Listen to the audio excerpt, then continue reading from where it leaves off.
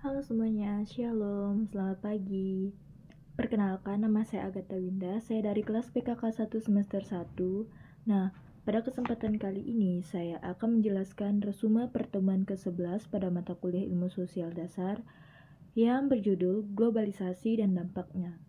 Nah, di mana pada pertemuan ke-12 ini kita akan membahas tentang globalisasi. Pengertian globalisasi adalah kondisi seperti dunia yang semakin terhubung di berbagai aspek kehidupan, termasuk ekonomi, teknologi, budaya, dan politik. Globalisasi memungkinkan orang, barang, dan jasa, dan informasi untuk bergerak lebih bebas dan cepat ke seluruh dunia.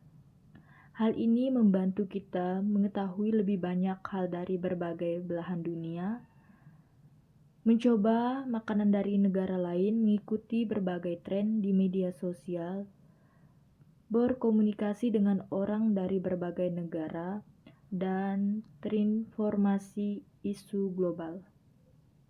Adapun faktor penyebab globalisasi adalah yang pertama, perkembangan teknologi, di mana perkembangan teknologi ini memicu kemajuan teknologi, utamanya internet dan telekomunikasi menjadi pendorong utama globalisasi. Adanya teknologi ini memudahkan pertukaran informasi, ide, dan data secara instan, menghubungkan orang dari berbagai negara, dan memfasilitasi adanya kerjasama dan inovasi tingkat global.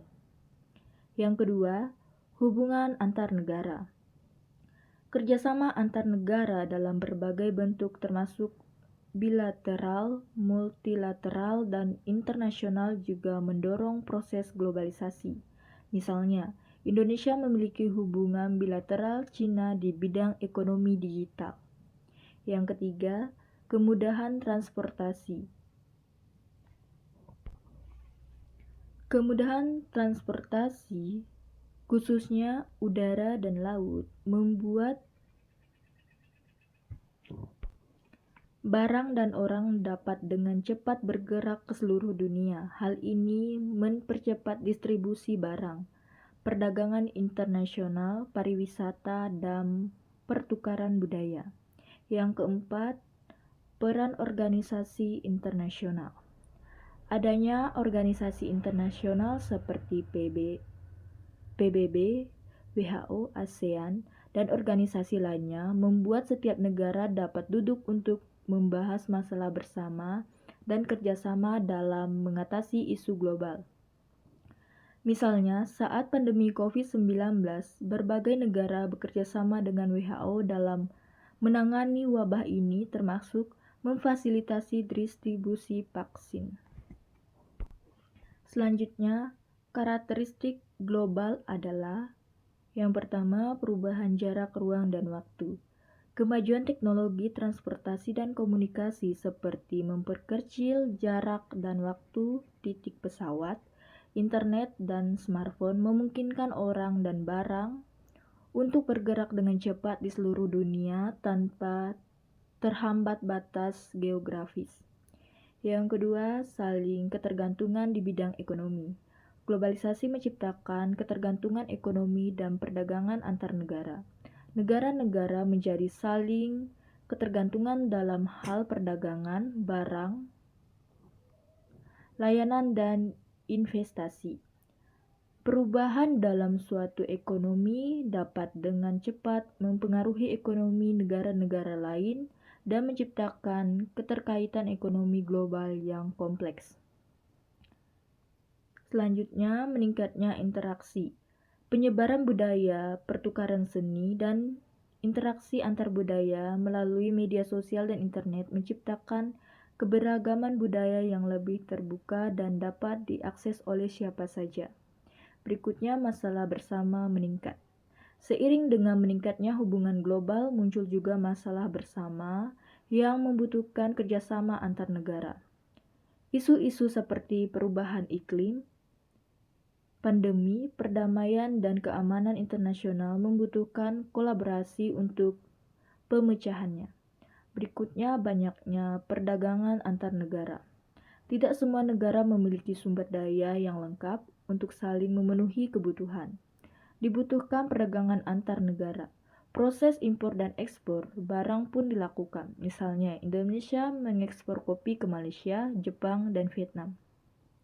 Tetapi Indonesia juga mengimpor BBM dari Malaysia dan Singapura.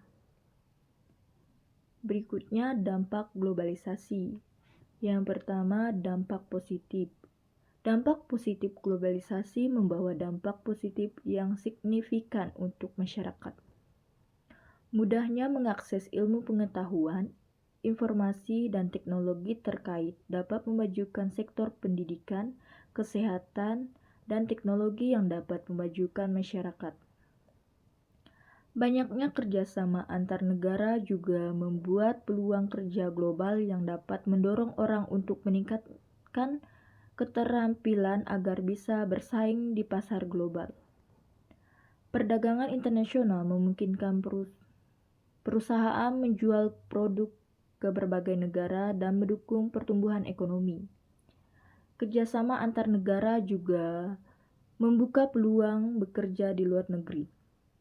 Kemajuan teknologi yang memfasilitasi pertukaran ide, nilai, dan budaya membuat masyarakat jadi lebih toleransi terhadap keberagaman.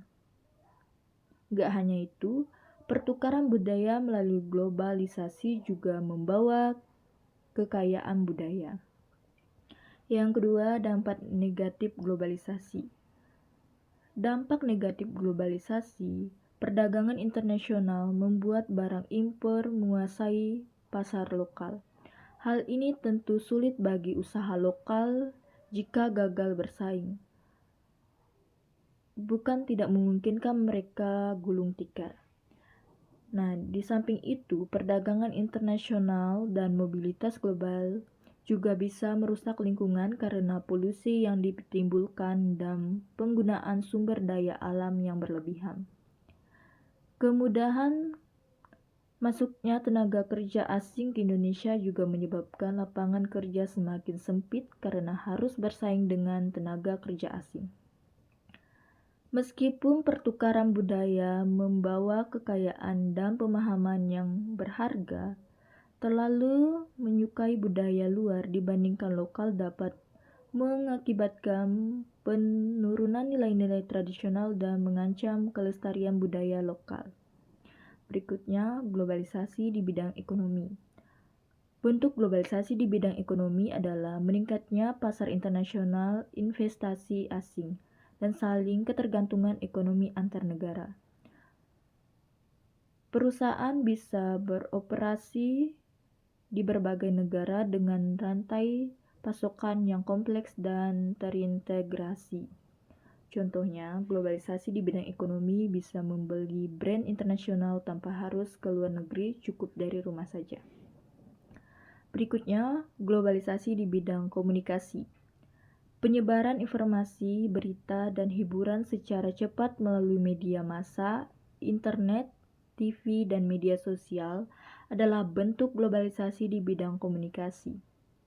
Misalnya, dengan media sosial kamu bisa melihat berbagai berita ataupun kondisi terkini dari negara lain dan berkomunikasi dengan siapapun tanpa terhalang batas geografis. Berikutnya, globalisasi di bidang iptek. Globalisasi di bidang iptek mencakup pertukaran informasi, pengetahuan, teknologi, dan inovasi di seluruh dunia. Perkembangan iptek di suatu negara bisa dengan cepat diadopsi oleh negara lain, kolaborasi antar dua negara atau lebih, dan transfer teknologi juga lebih mudah mempercepat kemajuan dalam disiplin ilmu. Berikutnya, globalisasi di bidang transportasi. Berbagai alat transportasi umum baik di udara, darat, dan laut termasuk berkembang sehingga memfasilitasi perdagangan internasional, pariwisata, dan distribusi produk. Contohnya perkembangan mobil listrik dan kereta cepat. Berikutnya, globalisasi di bidang budaya. Penyebaran budaya populer seperti musik, film, dan fashion menciptakan budaya yang bersifat global. Misalnya, budaya K-pop yang banyak digandrungi anak muda di Indonesia, dan makanan tradisional Indonesia yang banyak disukai turis mancanegara. Nah, mungkin hanya itu materi pertemuan ke-12 pada mata kuliah ilmu sosial dasar yang bisa saya jelaskan. Jika ada kata-kata saya yang salah, mohon maaf. Akhir kata saya ucapkan terima kasih.